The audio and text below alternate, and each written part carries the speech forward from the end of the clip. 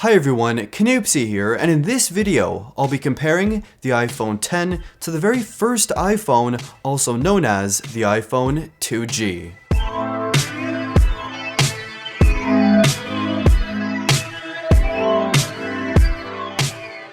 So 10 years apart, these phones are different in many ways of course, but with some serious design similarities.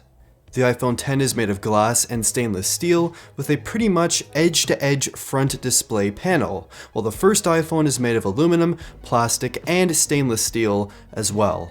Both phones feel very nice in the hand and have that same overall, very smooth, pebble-like feel. All the materials basically just blend together for a seamless, amazing feeling device. But the biggest difference and the most massive change for the iPhone X is the bezel situation. The iPhone 2G has huge, monstrous top and bottom bezels, as well as the iconic Apple home button, while the iPhone X actually ditched the home button in favor of new on-screen swipe gestures. And honestly, these gestures feel very smooth, and I'm pretty much used to them even after just a few hours. The iPhone X also has the now signature notch up top. The previous defining iPhone trait, as we know, was the home button, but now with no home button, the notch tells people that this phone is an iPhone and not a different phone.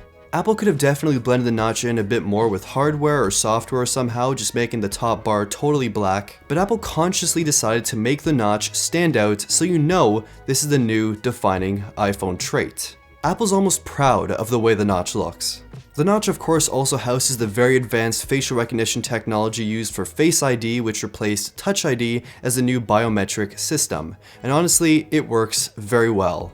While heading back to the iPhone 2G, it simply relies on a very basic passcode, and that's it. Now onto those displays. The iPhone X features a 5.8-inch 2436 by 1125 OLED panel, while the first iPhone has a 3.5 320 by 480 LCD display, and the display quality difference is just night and day.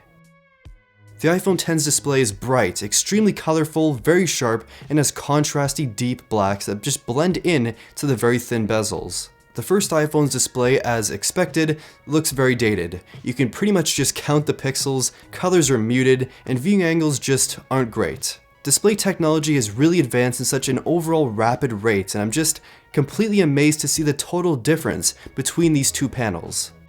Now diving inside each of these phones are the best specifications for each phone's time. You have the fastest processor really in a phone today in the iPhone X, which is the 2.4 GHz hexa-core Apple A11 Bionic processor. There's also 3 gigs of RAM built in, as well as 64 or 256 gigs of internal storage. The iPhone 2G has a 412 MHz ARM11 processor with 128 MB of RAM and 4, 8, or 16 gigs of storage. What makes me really happy is that storage has really gotten a lot cheaper and more widely available, so my phone storage is half of that of my laptop.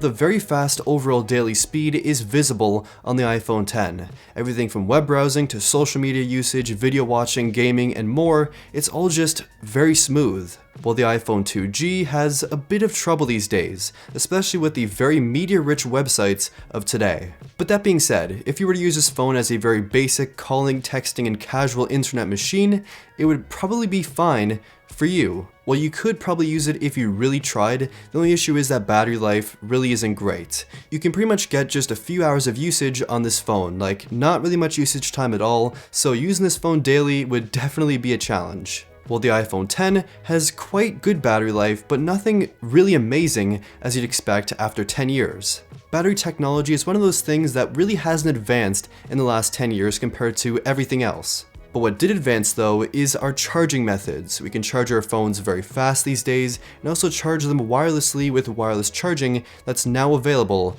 on the iPhone X. Actually running on each phone, the software experiences do vary quite a lot. The iPhone X with no home button really changes up the way we knew things to be. Instead of pressing, there's a lot of swiping, like an absolutely ridiculous amount of swiping. Now that I've had some time to think about it, each of these phones are sort of the beginning stages of new software experiences that we had to learn. Back in 2007, using a touchscreen interface was entirely different, and today with the iPhone X, it changes everything we once knew from previous iOS versions on the iPhone 8 and earlier. It's just an entirely different experience. But everything else, software-wise, is totally different. App icons have really evolved for the better, the amount of stuff you can do on phones today is just ridiculously amazing, and there's a whole bunch of features in iOS 11 that you probably won't even use, but they're still there anyways, if you want to use them. And now is my favorite part, the camera evolution. The iPhone X has a front-facing 7-megapixel selfie camera that takes some really good selfie shots and also uses tech found in the notch for really beautiful-looking portrait selfies.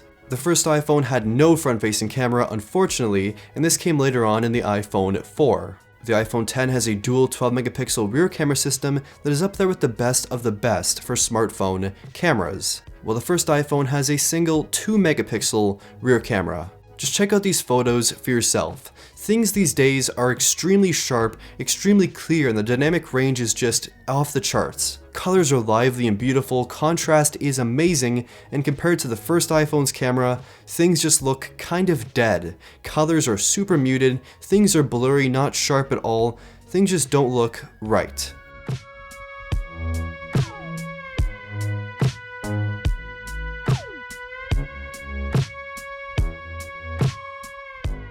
The second lens in the iPhone X is used for portrait mode to get some beautiful DSLR-like shots that blur the background and keep the foreground nice and sharp.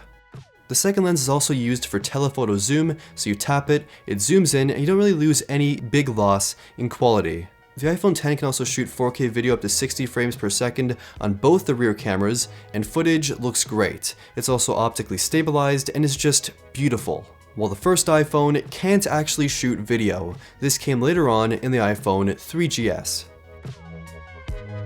So this is what 10 years has done for the iPhone. A complete evolution of design, hardware internally and externally, display quality, performance, specifications, and camera quality. It's really amazing to look back and see what 10 years has done not only for the iPhone, but also for the mobile phone industry as a whole. I'll see you back here in 2027, and thank you for watching.